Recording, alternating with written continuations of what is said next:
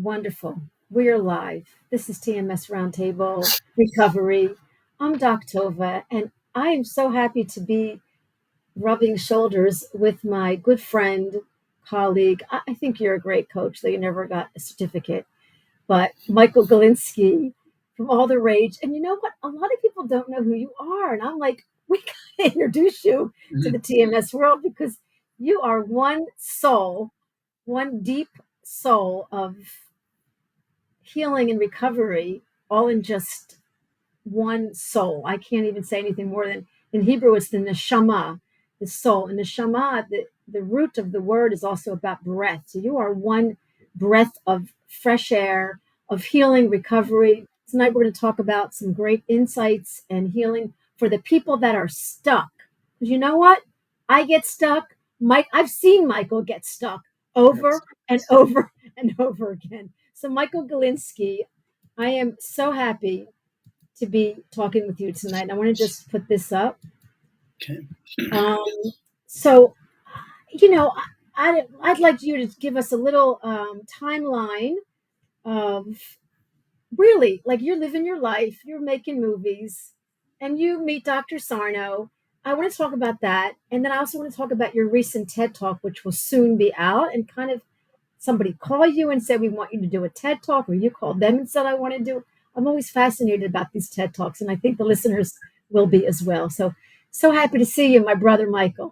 Thank you. Well, speaking of brothers, that's how the TED Talk came about. I have a twin brother, and he saw Dr. Sarno before I did, which is a large part of what RSI, right? Repetitive strain injury, remember? Yes, he had RSI. Well, he read about it and said, oh my God, I hope I don't get that. So, I mean, which is just such an amazing, that's like a little nugget of awareness and truth. Oh my God, I hope I don't get that. That's just like, why not just plant it and watch it grow? You know, so my brother has done some TED Talks, and he actually organized a TED event in New York a couple of years ago. And the person who was a coordinator for that, who was a coach, a speaker's coach, set up her own TED Talk and asked him to come. So he was supposed to do it, but he's moving to Singapore for a year, so he couldn't. So he asked if I would do it. And I very quickly realized that the All the Rage thing was something I had been talking about, doing one about for a while. And so it just seemed like a perfect fit. It wasn't easy. I'll just say that. Wow. It was really hard to figure out, how do you tell this story? How do you save in 20 minutes? Yeah, in under 18 minutes is the max, right? So, and it's funny because I'm, one of my issues is a little bit of overthinking. Oh, well, what about this possibility? Or what about this possibility? So my talk kept sprawling and sprawling and sprawling. And I had people look at it and give me some advice. And, some people said they would look at it and then didn't give me advice. But Dr. David Clark, first he gave me some good notes. And then I had some other thoughts. And he just cut it down. I wouldn't say, I was going to use a bigger word, but I would say strategically. And he cut it way down and was much more direct. And that's kind of what I worked on as I kept expanding it and shrinking it, expanding it and shrinking it over the next several months. Let me just interrupt you like a good Israeli. How do you talk about All the Rage, the movie, the book, Dr. Sarno, and how do you know what to say and what not to say? That's what you're talking about, right? Well, it's just like anything else. One thing, say if you're an overthinker, what you have to do is organize. So I set it up into chapters after a while and said, okay, this is what I have to communicate here. This is what I have to communicate here. This is what I have to communicate here. But that idea, sometimes when we have these pain problems, what happens is we follow one path and say, oh, maybe this is it. Maybe this is it. Maybe this is it. But the path is really simple. It's really just coming back to ourselves, really asking the hard questions. What am I not wanting to feel? What am I afraid to feel? Where are the flex points in my relationships where I'm being told I'm not allowed to feel? And how do I approach that without rage and anger about that, and instead recognizing that the person who isn't allowing us to feel that is also struggling, right? So whoa, that is beautiful. Yeah. That's an infographic. That's an infographic right there. Yeah. Well, so the point is, though, that if they're struggling and you push against them, they're going to blow away. But if you recognize they're struggling and also say that their struggle is impacting you, but not center your struggle, but try to figure out how do we interlock our struggles and unlock them together, because that's why we're drawn together in the first place, is to heal, right? We're drawn towards those people who are going to challenge us. We don't really realize that. And they're going to challenge us because, you know what? The way they behave was similar to the way that we were traumatized as children, right? So it's our inner child sees something familiar and says, okay, that feels familiar. But maybe we learned how to be in a way that wasn't very productive. So it creates a lot of opportunities if we shift from fuck that person to, oh, that struggle you're giving me is a gift. And it's now my responsibility to address that myself. And if we're going to continue to be in relation, we also have to do it together. Oh, you're talking to yourself also. I'm talking to everybody. This is everybody's experience. But Everyone this has is that same. also, but the most important is this relationship between you and yourself. Oh, you and yourself, right? Because a lot of the time, right, like what we're doing is we're self-punishing without realizing it. We're self-criticizing without realizing it. We're not enough, but we're trying to be the best we can possibly be. But the level we set for ourselves isn't really possible, partly because we're being met with such resistance. So there's no way we're going to please that person who is unpleasable, which is we're just repeating the patterns from childhood. How do I get my mother to love me, even though they don't seem capable of it? You know what? They weren't capable of it. And you know what? They were doing the best they could. And it would be wonderful if now they would go, oh, I see that. It's very unlikely that's going to happen. But when we approach that with gentleness, when we work on ourselves first, then we can put on our face mask and we can breathe our oxygen and still get triggered like hell, but be like, actually, I'm going to go outside and get some air. Instead of pushing through. Because one of the problems that so many people who are people pleasers, who are perfectionists, is they power through, but with all this wasted effort. And so how do we start to be like, wait, let me slow down and just do this more efficiently? Really, you taught me a lot. I mean, I have a playlist just with broadcast with you because, and I haven't seen you in a long time, but Yeah. you taught me a lot over the 6, 7 years I've been doing this. And our shows always came down to you are the problem. I don't like to use the word problem, but you are the path and you are the solution. You are the placebo. You are the doctor. You are the therapist. Like it is about you. And we don't want to Well, face. I want to pause you there because I want to say, Yeah. like, when we talk about placebo, people hear placebo, they think magic or false. Placebo is literally the activation of belief, which tells your body that this is the path we're going to follow, right? It says, hey, here's where healing is, right? What is a nocebo? Equally as powerful, lack of belief. So if the story that you're telling yourself is, I can't heal, I've been doing this so long, nothing works. Doc. Yeah, you are laying down the black bricks instead of the gold bricks. Let's follow the yellow brick road instead of the moldy road, right? Like get rid of the past, stop telling yourself the stories that aren't working. So if people are going to come on here and say, oh, but I have this and I've done this and it didn't work and this didn't work, it wasn't working, right? Like where's your intention? And this is not blame or responsibility. It's response ability, the ability to respond, which is very different. So instead of saying, oh, it's my fault, oh, it's my opportunity.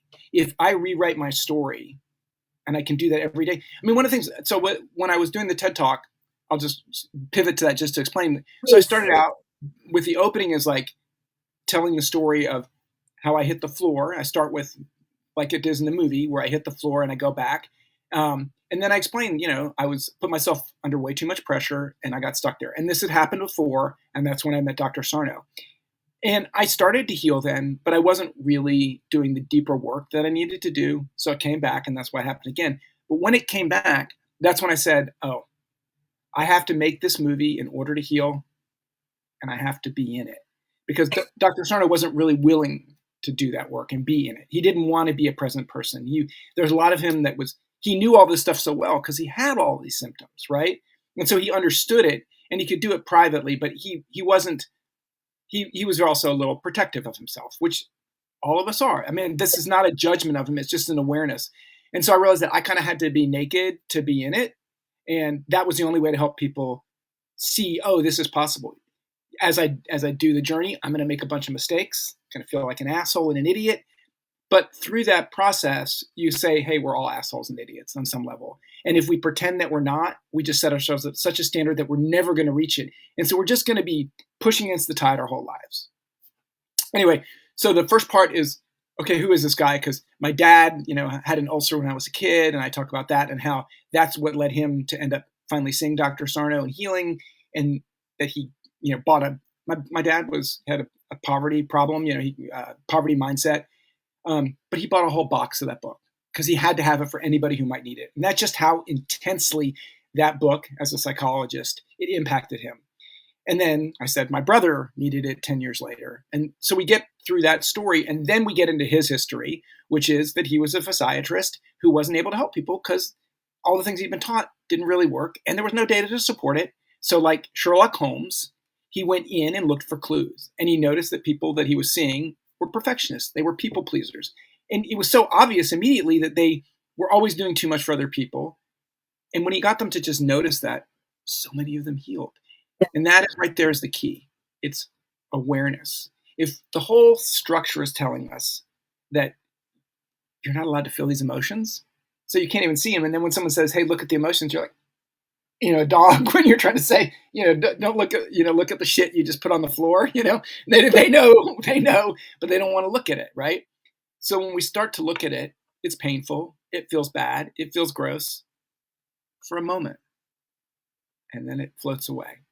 And so when we learn to start really just confronting those things, not having to figure out everything, and what we're confronting is not what happened, this or that. It's the feeling that rises up that we see, but we don't want to see. So we just have to go and be with that feeling and it out.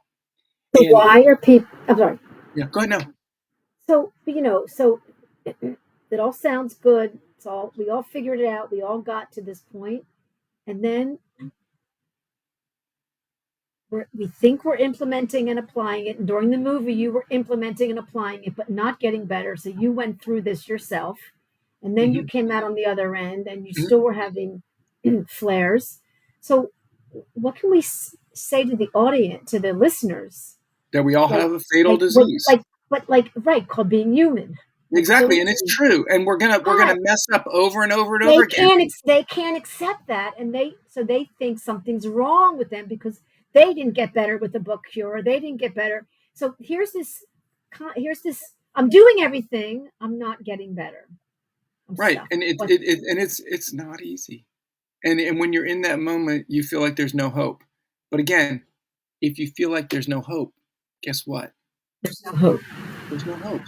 So you have to activate belief. So, I know you were saying that some people are like, I'm tired of the success stories because I haven't had the success. Well, the success stories are useful and they point in the direction.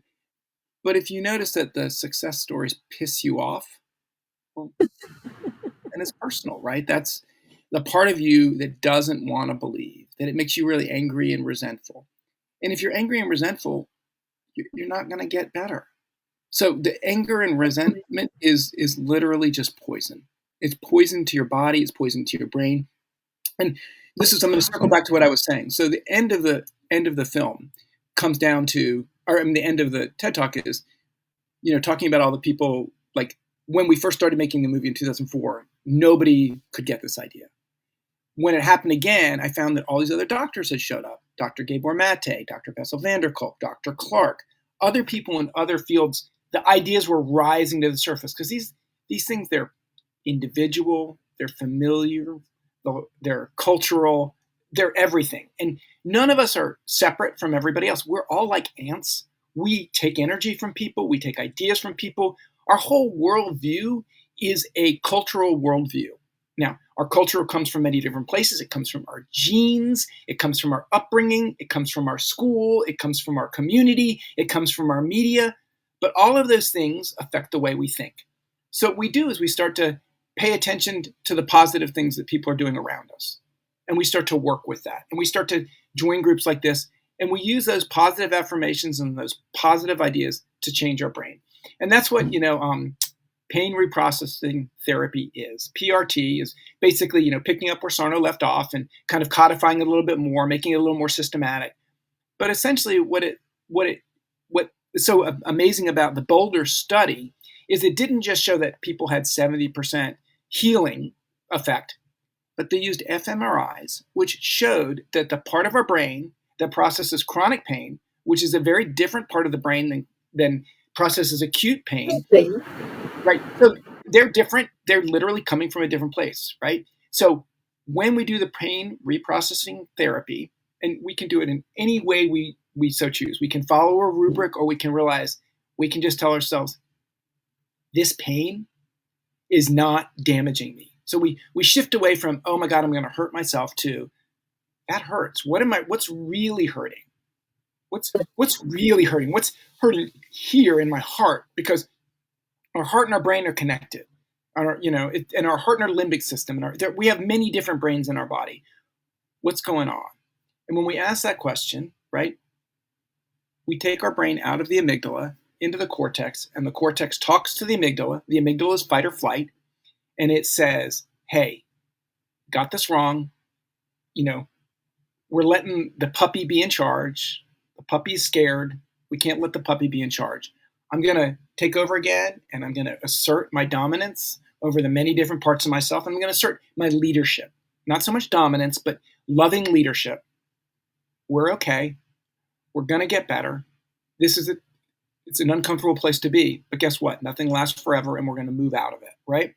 And so when we do that, we actually retrain our brain. So the chronic pain part of the brain stopped lighting up at the end of this 30 days of PRT therapy, right? And if we continue that, and PRT therapy could be literally just meditation. It could be learning to sit, like we may try and start meditating, like I can't do this. Do 30 seconds. Give yourself a set. Don't try to do 20 minutes. Do 2 minutes the first day. Do 3 minutes the next day. Do 5 minutes the next day. Just slowly begin to do it. Journal. Write a couple sentences.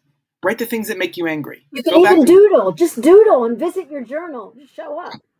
Yeah. It's all about taking steps, taking action. And when we take the steps in the direction that we want to go, we start moving in that direction. We just had catastrophic flooding here where I live in Chapel Hill.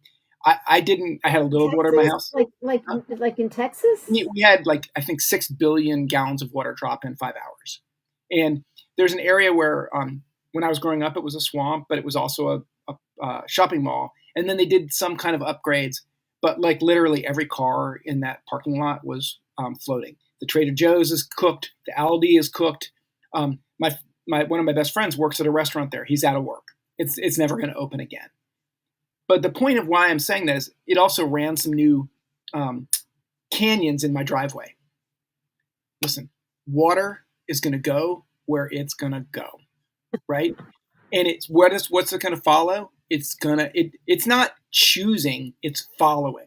So if the flow is bad things happen to me, bad things happen to me, bad things happen to me, that is a story that your brain is looking for to confirm.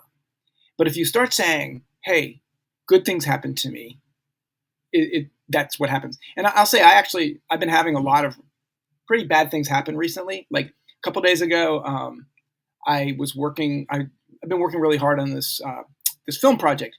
My computer died, and it was just dead. And then I had to go on a trip, so I had to borrow my daughter's computer. And then I got on the trip. Just before I was leaving, the sink was backed up, so I plunged it, and it exploded underneath. So they couldn't use the sink while I was gone. My good friend just came over to fix it, but I just knew, hey, not a big deal. They'll wash in a pail. They'll get over it, right? I got on the shoot. Sound wasn't working on my camera. I tested the camera before I left on the shoot. Just wasn't working. Then the menu button wasn't working, and this happens periodically. And I just went, okay, Hey, And universe. actually, Be when I safe. first got there, I was kind of really freaking out. But I was supposed to meet a friend for dinner, so I said, I'm just going to leave it here. When I get back, it's going to work. That's what happened. I Yeah, got back and yeah, this is the matrix. This is like you're not going to conflict with something you can't control, but you moved into what you could control. but I also saw it as I have a lot of I believe I have a lot of energetic communication from my ancestors, and I feel it, I see it, and sometimes it's like, oh, what are they doing? Oh, so in the past, like when I first moved to this house that I grew up in, like that first year, everything broke, and I really felt like my dad was angry. There was this snapping turtle in the pool, the dishwasher broke, the TV broke, the power went out. I mean, everything was breaking. And I actually went and I did a ritual with my friend. I think this is after the movie was done, even or something, or no, we were working on it. Um, my dad died near my house. He got hit by a car. So I just Terrible. felt like I want to go down there and just see if he's okay. And I wanted to bring him something from the house to make him feel more connected. And I got there, I was like, so my actually, it was my friend was like, he was visiting because his band was playing in town, and that night the power went out. The next day was the first day of school, so we were up all night. The kids couldn't sleep because it was weird. Everything got silent and dark, and they were upset. We finally got them to school, and he woke up. He was fine, and I was like, I got a nap for an hour, then we'll go down there. I woke up. He walked around the house and he gathered plants. He just to do a ritual down there. And we got down there, and I was like, okay, I'm gonna leave him these. No, I'm not. I'm gonna bring him home.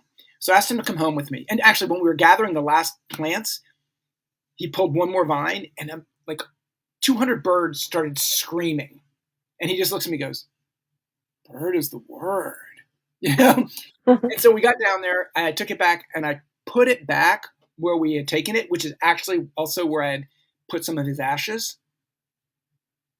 Birds. And after that, nothing broke for a very long time. And it just felt like, okay, recreating this connection. And this all sounds kind of mystical and crazy. I absolutely 100% believe it.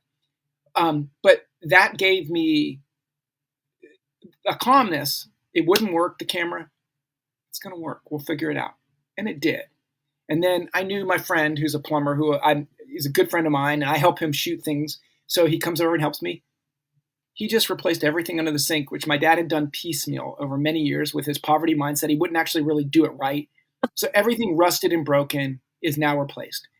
Moments before we started this, right? Like, and you saw me, I was shoving the sandwich in my mouth because I didn't have time, but here I am, present. How can somebody with a reactive mind, an active mind, a reactive mind, a doing mind, move into balance of being accepting? Awareness. As soon as you start to be reactive, you have to set and go, oh, I'm being reactive.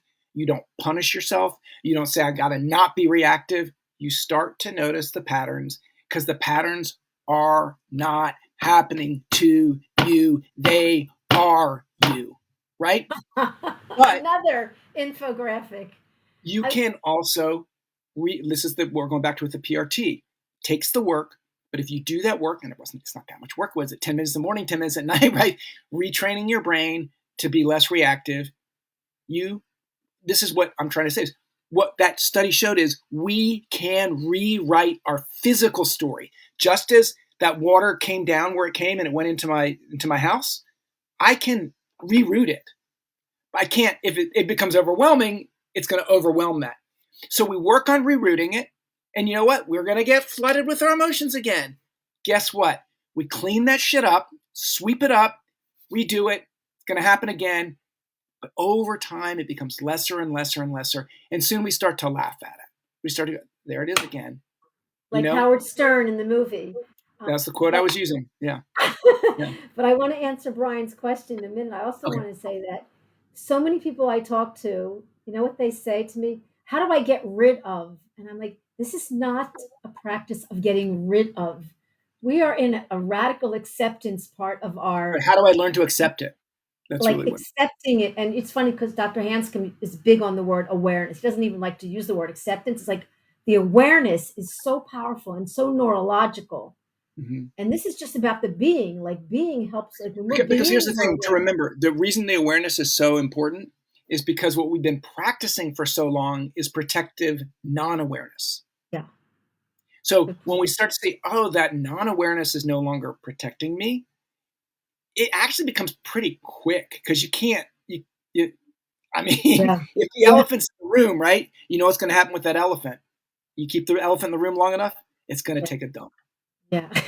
You cannot escape it. I want you to answer Brian's question, please. Ourselves, like, stop trying to get mainstream medicine to accept what you're dealing with, and then find the people who do understand what you're talking about and who aren't going to try and convince you that you're wrong. Actually, the very first time I hit the floor, I was reading Dr. Sarno's book. I knew about him. I went to my doctor and he was like, oh, that guy's just nonsense. And you got to go to this physical therapist. And, the people who are doctors have a lot of power and we give them a lot of power. Give them plug. And I pushed back on him, but I was also really angry because that same doctor, we were starting our movie Battle for Brooklyn at the time, and he lived right there. He was actually happy it was coming. This was a big development that was going to kick out thousands of people using terrible means because he thought it was going to improve his property values.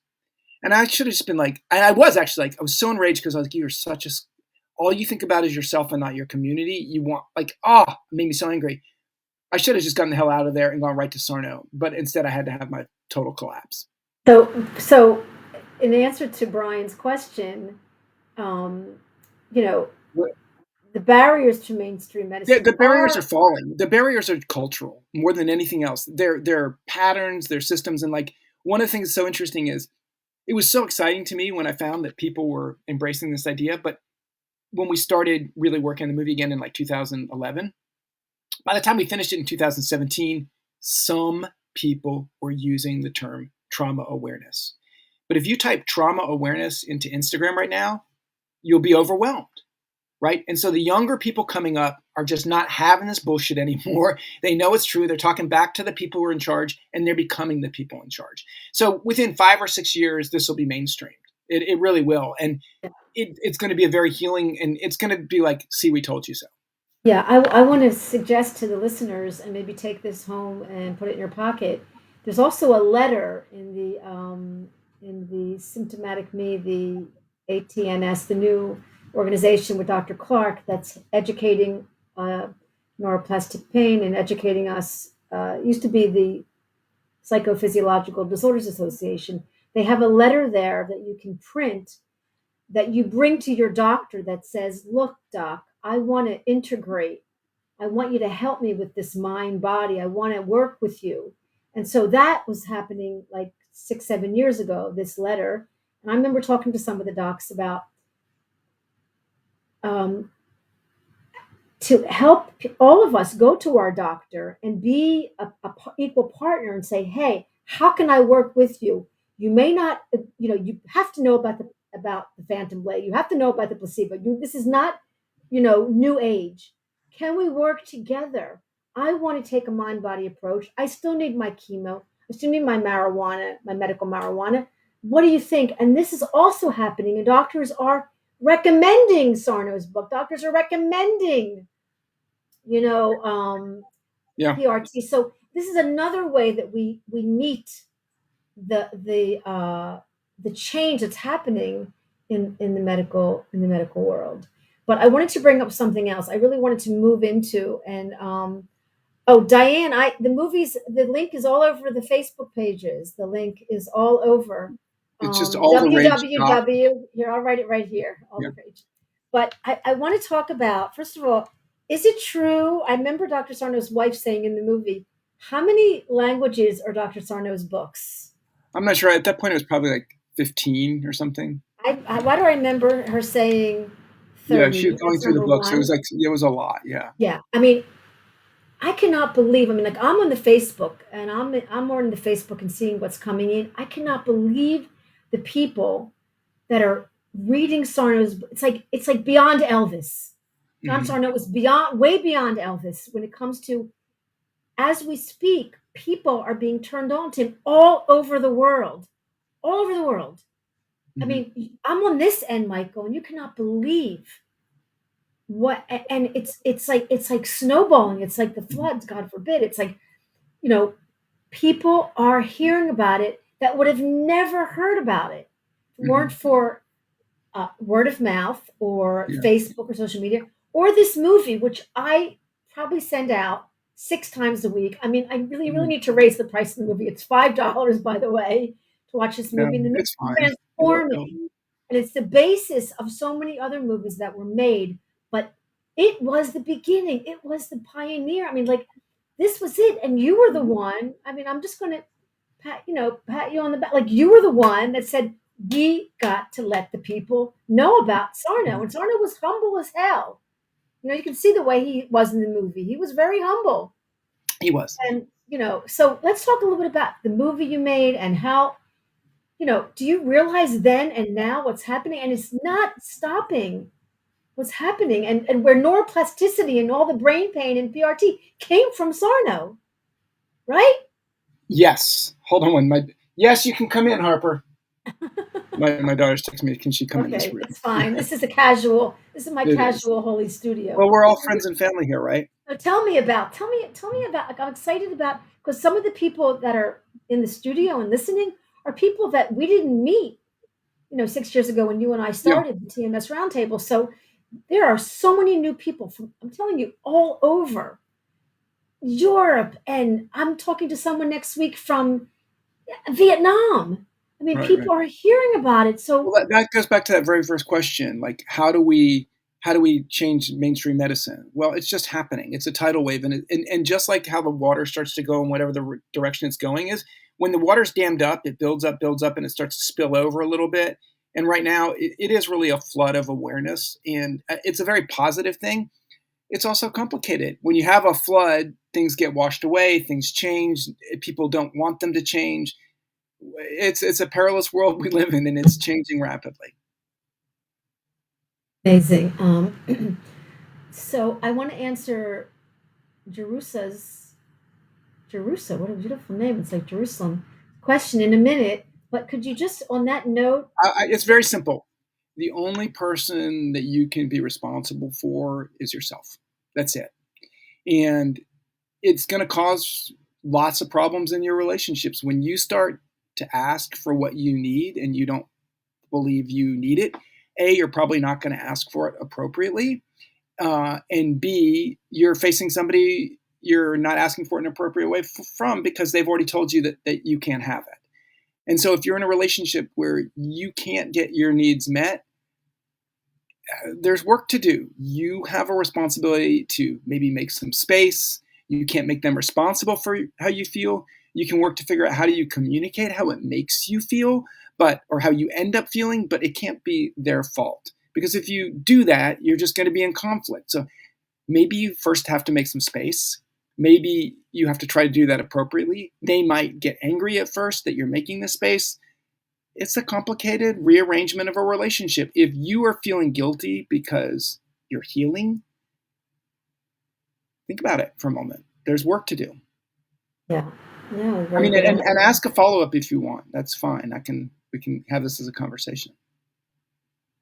But in the meantime, and feel free to. The studio is full. There's lots of people on the Facebook, and I'm thrilled to have people watching this live. It'll also be recorded up and uploaded onto the YouTube tomorrow morning, and you can watch it there and ask Michael questions. Michael's on Facebook, and I can also send Yeah, the my questions to computer's him. dead. When I get it fixed, I'll answer your questions. Okay, we can work on the phone. But listen, I want to talk about the movie. Isn't the movie also in like 20 countries? Like, am I exaggerating? Like, it got to. We anybody who wanted, and this is before AI, so it's probably easier now. In fact, anybody probably is able to do it themselves. But I did the closed captions in many different languages. When someone, I saw it in I'm Portuguese, great. Here's the transcript. If you want to translate it, please do. And I Oh, could probably wow. just dump that in AI and put all of those languages on there. But yeah, It's in many different countries and many different languages with captions. So when they go to the All the Rage site, they can press closed captions and they'll get all these list of languages. yeah. At least I don't know if they're all on Amazon, but they're definitely all on the Vimeo. there's like 5 or 6. There's Hebrew, there's Spanish. I think there's actually two Spanish ones. I'm not sure which one I up there. And I wanted, I Turkish, didn't, I Dutch. Dutch, great, Dutch. I want to say something to you. I didn't realize that, Oh, it's also available in France and Germany, by the way. right, it wasn't for I a don't while. control that. Remember So what? for a while, it wasn't available in France for a No, while. it's available in France, but you have to get it from the French distributor. It's not on Vimeo. I think we get it back in about 6 months, though. Okay. So in the movie, people in the beginning of this work were like, well, it's just, I don't have back pain. It's just not, it doesn't relate to me. And so in the movie, first of all, people are healing from CRPS, that woman with the foot, CRPS. That was an amazing healing. There was radiation, like neck pain with radiation, which means it's going down your arm, it's numbing and tingling. But there was a couple other people in the movie that it wasn't just back pain. And I want you just to address that it's not about the symptoms. It's a nervous system problem. It's not a pain problem. It's a nervous system problem, and the pain is there. So one of the things I talked about in my TED talk was, and I didn't do it very well. I wrote it very well, but didn't speak it well that day. But is that pain is both a distraction, but it's also a warning signal at the same time. So maybe you're speeding down the road too fast and you're distracted, which is why you're not paying attention to how fast you're going. But it's also flashing red. Hey, you're not paying attention to what you need. And so there's a part of you that's protecting you from that because that was some traumatic experience that made you believe that you weren't worthy of attention or love. And so you don't believe you are, so you're not even looking for it. But that other part of you is saying, hey, we need to do this. So there's an internal conflict where you have distraction, but also an internal conflict. And so when we have that tension, that pain is often a message, right? It's a warning, but it's not a warning that if you use your hand too much, you're going to cause physical damage. It's warning you and trying to distract you. So one part of it's saying, hey, pay attention to your feelings. And the other part's like, better not. And so there's a little war going on right there in your thumb, if that's where your pain is, that's saying, you just got to be like, oh, what am I, and really just pay attention to what's going on there. And it's so discombobulating because oftentimes pain will send you into flight. And guess what happens when you're in flight? You're not thinking very rationally. And guess what happens when you go into fight? You're not thinking very rationally. So all of it's about coming back to centeredness as much as you can. For me, yoga has been super helpful. Just the whole process of it. And just constantly going, oh, now I understand what that is. Oh, now I see that. Oh, now I see that. And it's also, habits are also important. So one thing I've started doing every morning is don't look at the phone. I get up, I drink a glass of water, I brush my teeth, try to do as mindful as I can. What do I need to do today? Just center on that and just get more focused and centered. Not what do I have to do today, but so what are the things that have to get done today? And when we slow it down, because when we consciously slow it down, we're telling our amygdala, this isn't a problem, this isn't scary. And if our amygdala is overprimed to be scared of everything, right? Come on, raise your hand, you know you have it. Then you realize that's not helping me. I need, and I think about it a lot. Tovah knows I have a dog, that I got the dog. And I'm learning so much from that dog because she was scared a lot at first and it would make me frustrated. They don't speak words. They speak energy. So if I'm frustrated, I'm not in charge, right? Or I'm being punitive. So I have to be centered. And when I calm down, I'm the leader. She calms down and she follows me. But if I'm a leader who's yelling at her, she's not going to follow me. She's going to be scared of me. And if you stay scared, you don't learn. Amazing. I want to talk about symptoms in a minute, but here's Alex's question. Okay. So I'll read it out loud. I've been trying to get this work over to my GP doctor's practice for 4 years, but no joy. It just makes me sad and frustrated, being dismissed for so long, but won't stop. It's not just for me, it's for all the other patients. So you're not going to change that person, and you can't be responsible for that person. But you can do what you can to let people know in your community what's going on. You're going to face resistance. some people, you will attract the people towards you who want to hear it, and your relationships will change. The people you engage with will change. But being mad at your doctor for being an asshole isn't helpful. You're not gonna. It's not gonna change anything. So anytime we're mad. It's about us. And Tova and I, we did this whole presence process several times together. And really, week 3 is the turning point. In that week, you're supposed to, when you find yourself getting mad, you have to leave the situation, ask what's going on for you. Because if you're mad, it is about you. It doesn't mean that the person isn't doing something that might make you mad, but your anger is yours alone. Really great answer. I'd like to answer Patty's question. Nice to meet you, Patty. I don't know if I've met you, but welcome. So let's look at this one. Yeah, you say, I have nerve issues in my hand that occur at specific times and in specific situations. Right. Let's guess. Those are situations where you feel unsafe for some reason, and your hand is maybe, and it's unsafe in a way that it's making an emotion come up that your body feels isn't safe, and it's learned that's it doesn't know what it's doing. So, sometimes when I do that, then you stop thinking about that, or it protects you from it. Instead, you go, oh, that makes so much sense, because I know why this frustrates me. And I thought I'd done a really good job of dealing with it, which means just like not addressing it.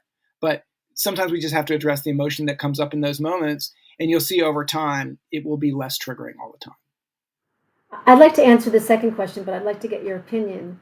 So when it comes to weight and menopause, when it comes to weight in women, I wouldn't have known this back in chiropractic school, but I learned a lot about this work. So number one, it's always about the relationship with your food or with the menopause, because menopause is a hormonal condition. I don't like to call it a condition. It's a process that happens. A hormonal process. And but it's also a physical process as well. We have to recognize. And yes, it can get more intense if we're resisting it, probably. But we also just accept these changes happen. And sometimes those make us angry as well. They bring up fear of death. They fear all kinds of different things. So like, what's bringing the fear? Or where do we go to acceptance? Maybe what can we do to address what's going on physically? Sometimes not as much as we'd like. And sometimes there is, but go ahead. Yeah, but I think the weight, look, there's a science. You take in less and you burn off more. You have deficit. Menopause, the hormones play a certain role. And yes, your emotions directly affect your hormones. They are a team. Right. And there's an unconscious mind there, unconscious. So part of the work we do as coaches is we try to bridge the conscious mind and the unconscious mind. What's going on? What's being said? So part of it is an acceptance, an awareness, a love for self. Yeah, I mean, as a fitness person, I'm 60. I turned 68. Today is my birthday, by the way. I decided to have my broadcast on my birthday. And, menopause and getting older, but, you have to exercise and be fit and work out, and it's a commitment. And part of it is understanding your body, back to the you. How is my body with food as my hormones are changing? What are my emotions about my body with food? It's never about just the hormones. It's your relationship. What do you think? Because you have girls, you have daughters and a wife for many, many years. Yeah, but actually what I really want to say in this moment is like, so you just said you're turning 68. Today. Today, okay. So we met, what was it, like 6 or 7 years ago? Yeah. I'll be direct. You actually look younger now than you did 7 years ago. I'm not even kidding. And you're much more centered and you're much calmer. So even in that moment, like you could go back and watch some of the earlier broadcasts. I'm not saying it, but you can notice the difference. And the point I'm saying is like, you're doing that work. You're doing that work with other people, and you're an example of that work, right? Like, so when we say, "Oh, I can't do that. I can't do it," you said, "I can't do that. I can't do this. I can't do that. I can't." You did that. You called me, but on the record, you called me damsel in distress because I used to call you so whining and so frightened and so full of fear. Right. And so what I want to say is, in that process, and we're talking about the effect of changing our brain, like we're witnessing it here. And I'm really happy to be able to say it to you directly like this. And also to say it in that way that you're setting an example for these other people that like, I'm not just talking a bunch of shit. Like I'm doing this work. I'm not perfect, but like, wow, I look back, I don't expect to be perfect, but I can see how far I've come in just in a short number of years. Right. And like, but it is years, right? We don't flip a switch and become a different person. It is an exercise. And just the same as oftentimes what happens is those hormones that happen in menopause bring up a lot of emotions. Hormonal moments when we're hormonal, we're emotional. And it's terrifying because we spent so much time early in our life pushing it down and trying to be in control of our emotions, and the hormones start to shift and then you lose that control. You're like, damn. And then you spin out of control. So yeah. And the greatest advice I could give to Patty, as a woman, 68, and I always had some weight issues growing up, and I just want to say, there's a relationship with accepting, okay, this is my body, this is my menopausal state, and we're always in kind of a menopausal state. It never is like ends. Like there's post, and there has to be a love for self. So like, I love myself looking this way. I'd like to look different. You have desires, you have goals, but this is the reality. So it's almost like, yeah, if I accept it with a calm safety, nothing's wrong with me, there's no danger here, I'm just in menopause, then things can change. And I do believe, exercising, eating properly. I'm not big on, taking hormones. I think you can take supplements, and, you can have a desire to want to get the weight off, but it has to be this love affair. And it has to be really a shift in kind of, when I say lifestyle, I mean a lifestyle which means living in presence or in fear. And when we live in fear, which is pretty easy to fall into, our whole nervous system is like, I like to think about we think about the Middle Ages when you had these walled cities, right? The walled city was a safe place. You could close the doors at night.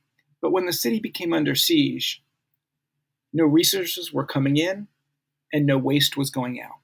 So if you live in a state of fear, the resources that you're bringing into your body are not being used properly, and you're storing all kinds of stuff because your body isn't working. And here's another simple thing is like that same thing, garbage in, then the garbage doesn't go out. But also another thing I said, I've been working on these habits. One of the habits I've done is I've stopped eating after like 9 or 10 o'clock, no snacking. And I don't really eat until noon or 1. So it's kind of like an intermittent fasting. What it does is it allows your body to process what it had from the day before and let all of that go through, rest, reset, start up again. But if you run a factory 24 hours a day, that place gets nasty, right? Nobody's cleaning it up. You just never have that break to say, we need to clean, reset, start fresh every day. And so I think that simple things that you say, oh, that's hard. I like to snack, or I'm working so hard I don't eat till too late.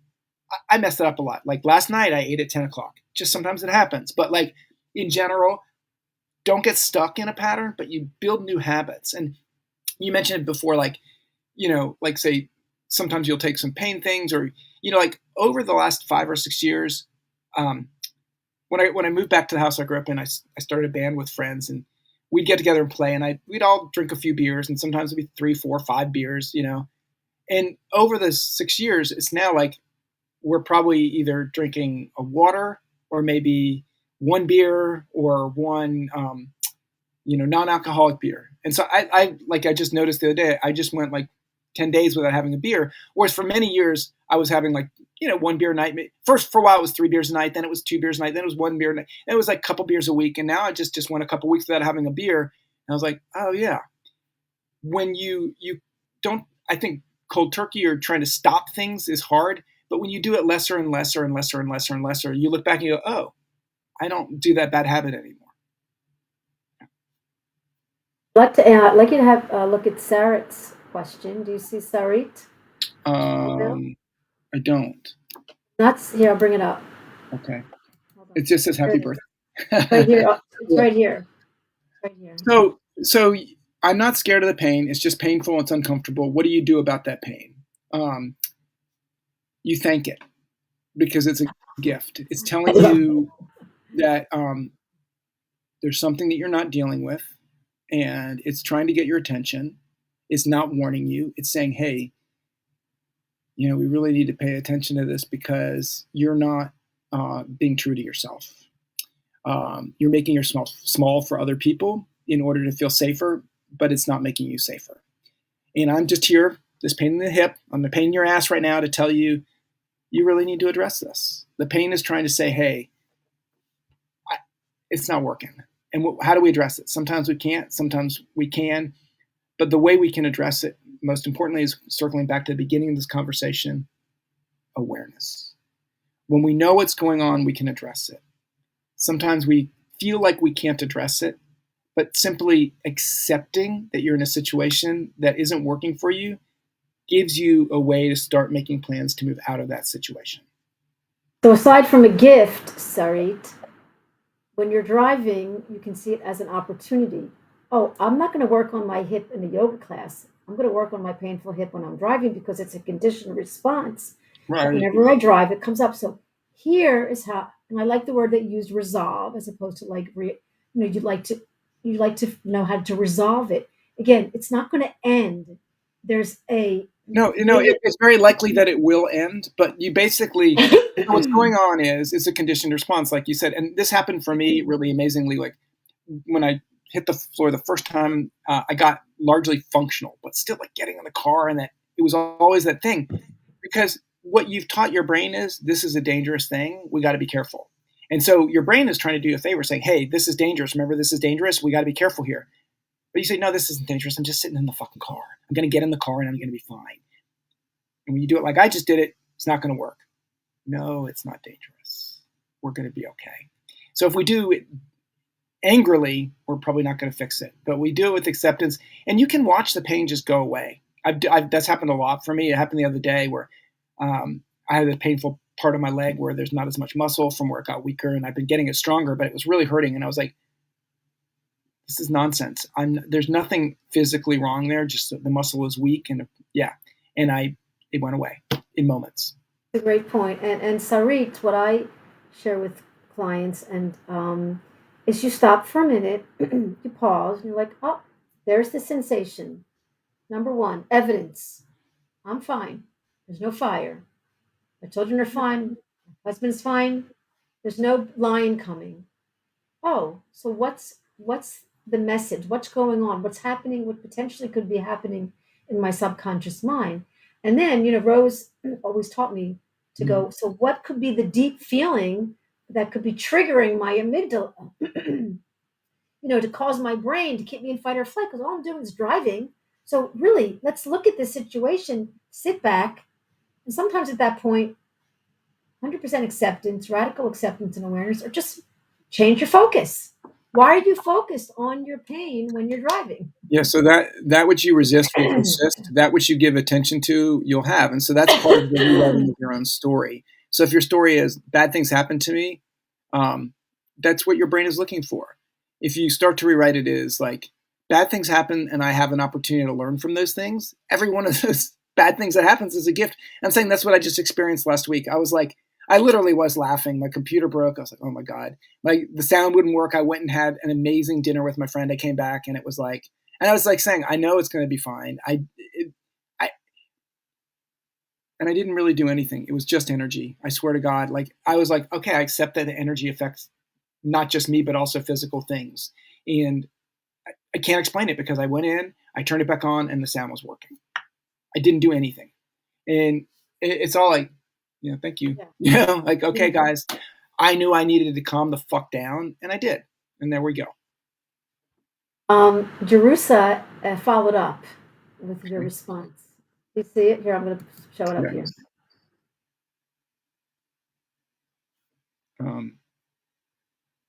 I can't read the whole, so how do I feel like I know the answer to the question you made, but how do I create this space when I live with people who allowed others to hurt me and openly deny it?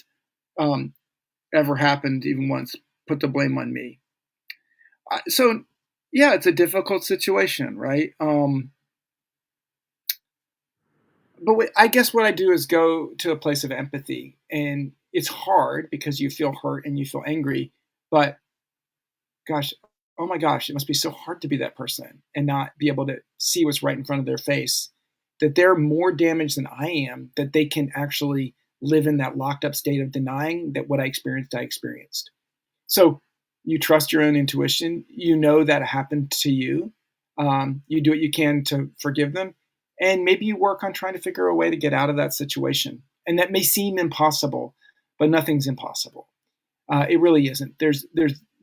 You start to plan for it. You start to think about it. You start to imagine a different life. And if you are in a situation, which it sounds like it's fairly abusive, where people are gaslighting you, being angry at them isn't going to fix anything. It's just going to get you to get in a loop of that story. Oh, these people are harming me.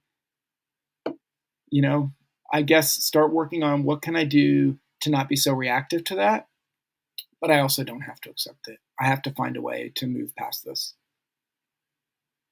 And I remember even years ago, I would think, well, there's positive emotions and negative ones. And now that doesn't exist. Anger is an important emotion. Fear is an important emotion. And a Yeah, lot of both us, of them. But what the thing is to recognize the emotion, but not fall into the sea of that emotion. Don't drown in that emotion. Take what you can from it and see, like, okay, that emotion feels terrible. The anger is awful. I have a lot of reason to be angry. Let me feel that anger.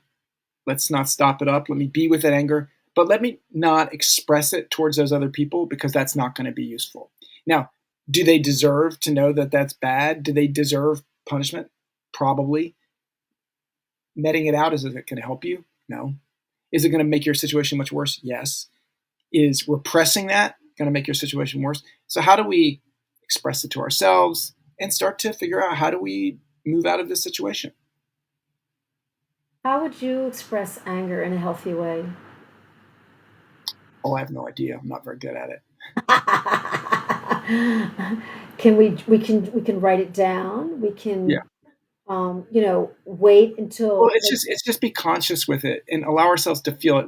I don't know that. I mean, there's a lot of somatic things you can do to shake it out of yourself, and you want to do to let that energy move, but you don't have to move it at something, right? That's the thing. It's like, and it's not. I can tell you through my own experience, it's not very productive, right? It's not going to get you the goal that you want. Expressing anger at people very rarely leads to it. Repressing the anger, not very healthy either. So how do we process it, see it, and move through it is really what it is. I want to restate. I want to revisit about loving yourself and having a love affair with your body, and loving every part of it, loving the parts you don't like, loving the parts you are disappointed. There's a love and an acceptance and awareness that not only will help you um, live peacefully, but your brain won't have to protect you because you're just in this homeostatic state of Well, your acceptance. brain is accepting you. And Right? I mean, it is protecting you. We know that our brain is protecting us. It's often doing it in a misguided way. So expressing rage at people is not usually very accepting that we're feeling this rage and sitting with it and figuring out, yeah, that thing that they're doing is not acceptable. The way that they're behaving towards me is not acceptable. Am I going to fix it by yelling at them? No. Am I going to get my dog to do what I want it to do, even though it makes me really mad when it chases a deer? No. When I get control over myself, and control over, I mean, where I get settled in the presence and I am present, the dog knows who's fucking charge, and they come and sit down next to you. They really do. When you are in charge of yourself, your emotions will line up behind you. yeah, and I always like to say it's like a control that's kind of a letting go, and that's the matrix. This kind of letting go, because the brain is a piece of flesh. I mean, it's programmed, but it's not a computer. It's a piece of flesh that's kind of programmed. And the fact is, we think that we're really being controlled by this brain, and we're not.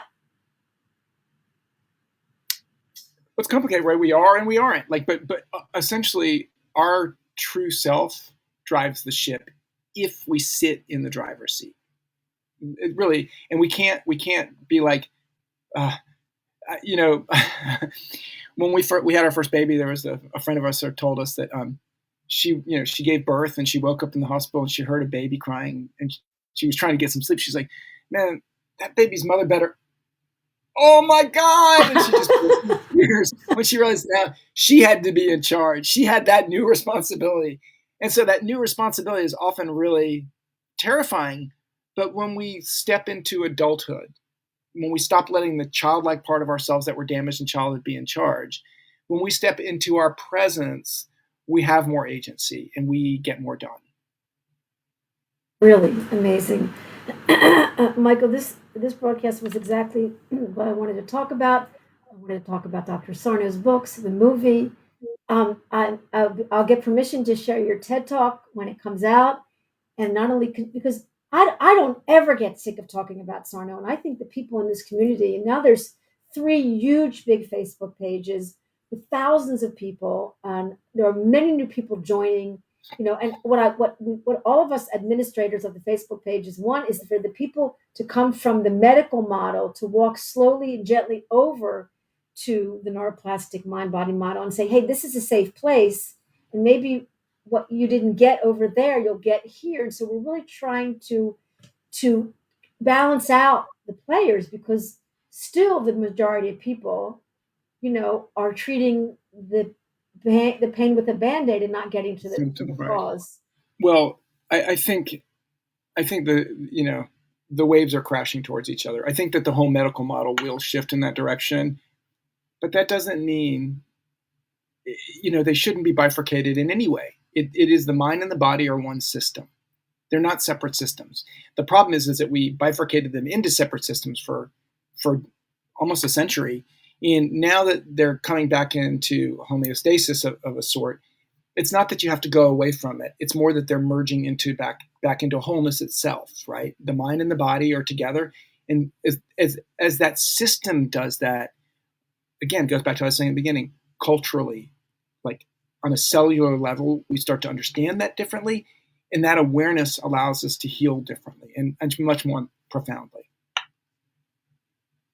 Just chat for a few minutes before we wound up the broadcast. Talk about a little bit about Dr. Sarno and what he was like and what it was like to be his patient. And like in the movie, it looked like he was sort of talking at you a bit. Well, so the stuff in the movie was mostly from when we first started trying to film. He wouldn't introduce me to patients because he didn't feel that was ethical. And I didn't know anybody, who he didn't take insurance. And I didn't really have a way to get people to come to see him. So we were kind of stuck in between, and there was nothing to follow. I'm a filmmaker who follows something in action, but he had his book come out and we knew he had a book coming out, The Divided Mind. And we're like, oh, when are you going to do a book event? He goes, oh, the book came out 4 months ago. But he didn't do anything. He didn't do any press. It's just the book came out. That was it. So there was nothing for me to film. But so I was just filming him in his office, just asking him questions. And, one of the things that happens when you do that is that stuff feels mundane at the time, but years later it becomes so much more powerful.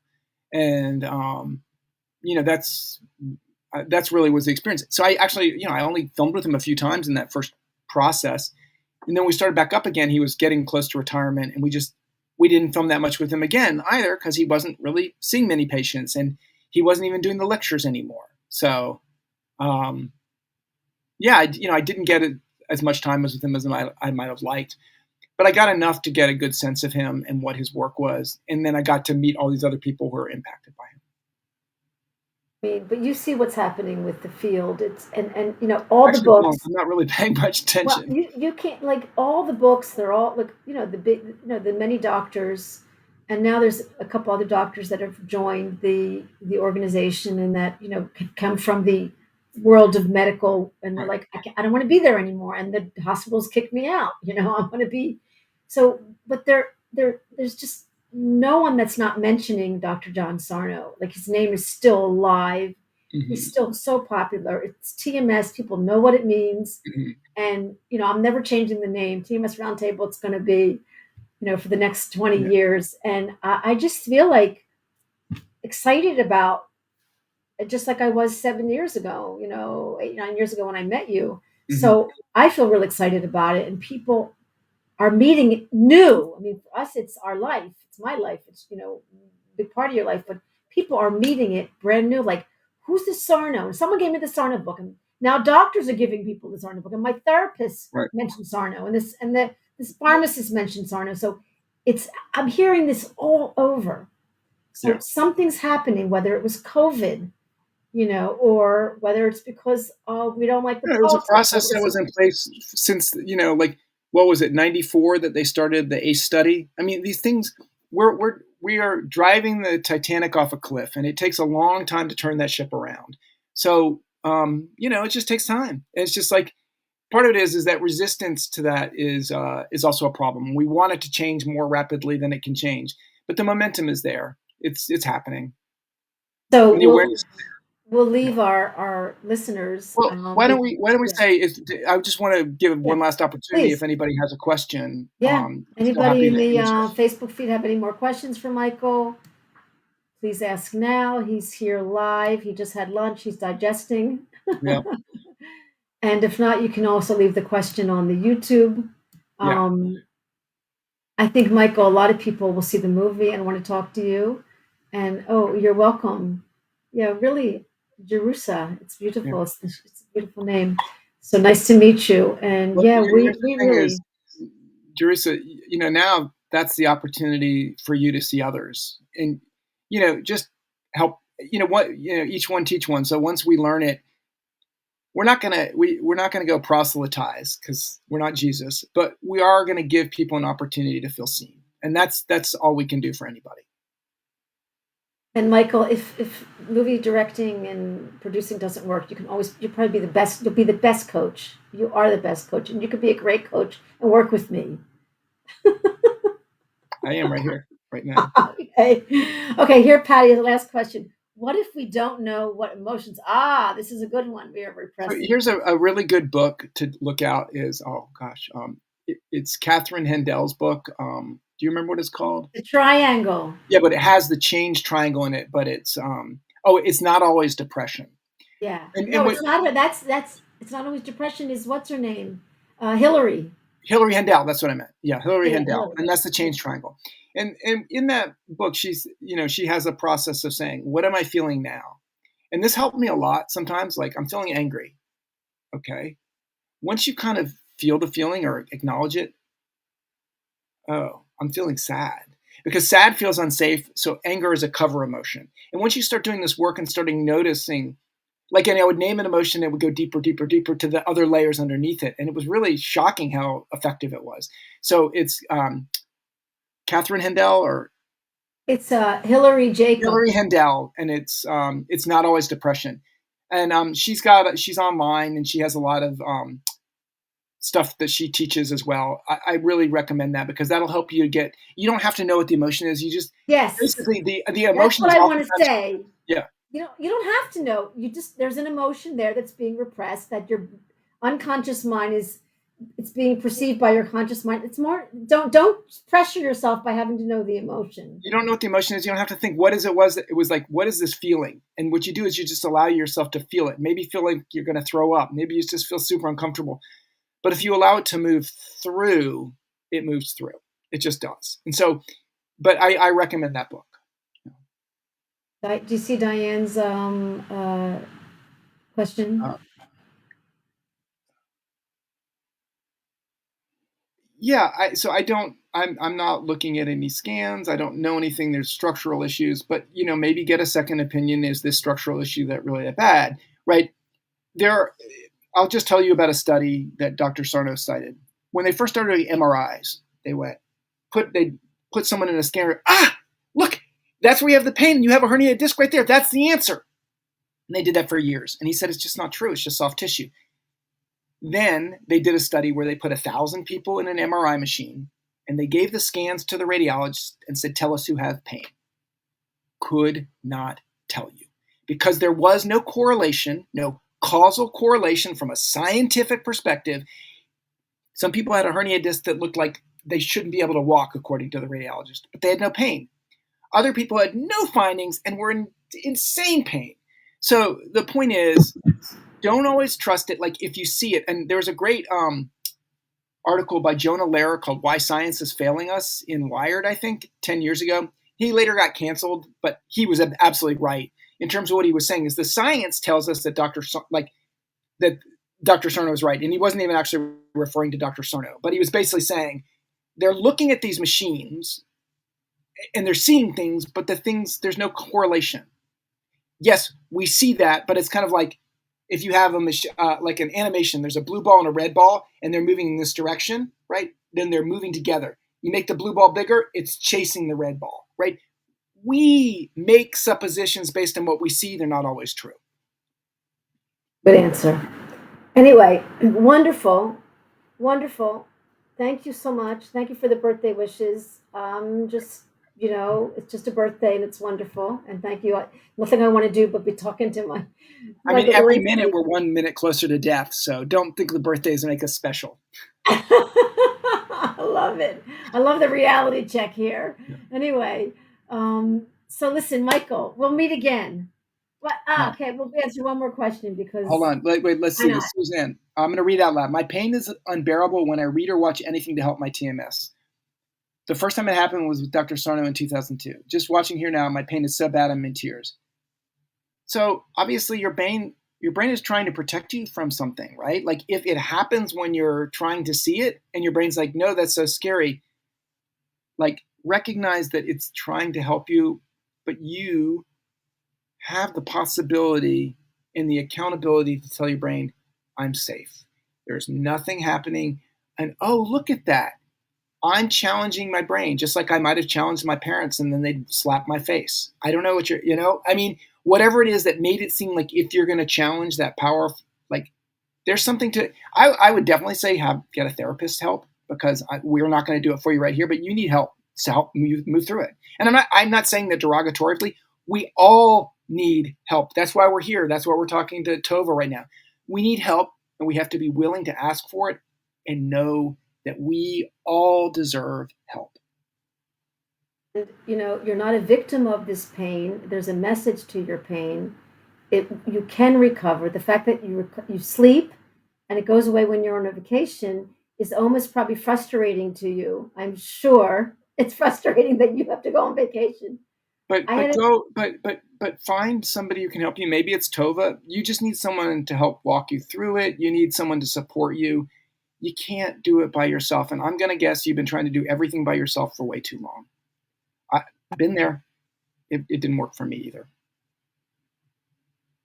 So listen, and Suzanne, I have I just want to be really clear. I'm not dismissing what you're saying. I'm just trying to point you in the right direction. Yeah. Don't go to a therapist who doesn't understand the mind-body perspective, because then they're just going to continue to do that. Yeah, you can call me I have a discovery call, free discovery call. You can call, you can sign up, we can answer some insights, and we can get you on you're on your journey. Trust this process. The pain is not punishing you. There's protection there. Your brain is a smart and sensitive brain. I'm also having a really strong feeling, and I want to tell you that, and I want you to hear it because it's really strong. But I had an intuition that we needed to answer a question.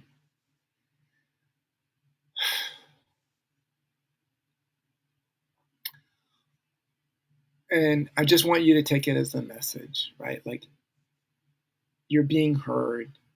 No one here is dismissing you. We're saying you're on the path. Just go on the path and you're going to find your answer. But that I just want to speak to you directly that I felt, and I'm feeling it really strongly right now. There's something you needed to hear. I didn't know it was you, but I knew that we needed to answer something. And I'm telling you that it was you. You needed to hear this, and you needed a little gentle push in the right direction. Okay? My show's all about. That's what my broadcast's all about. And Michael was there in the beginning, and here we are. 6-7 years later, I stopped counting shows. But anyway, thank you, Michael. Thank you for... I would say just take this as, okay, this is the corner that was just turned. And you can go back to this moment and say, in this moment, I decided I'm not going to run from this anymore. Pain is not punishing you. Absolutely not. And you're way stronger than your pain. Yourself, for real, and not just in some half-assed way. All right, my dearest. So listen, Michael, have a great afternoon. You get to digest your lunch now. It's great having lunch with you. I love you so much. You're amazing. We'll meet again. We'll do this on a regular basis. For how long? For the rest of my life. And that's a long fucking time. because you're younger now than you were 7 years ago. And again, All right. that's something to really walk away with, is that we age backwards when we take care of ourselves. So true. It's so true. All right, my dear. Thank you for all your listening out there. We'll see you next week. This will be uploaded tonight or tomorrow. And you can also leave questions in the YouTube for Michael, and I'll make sure he gets them. Have a wonderful day. Thank you. God bless. Good night. Second. Wow. Did you?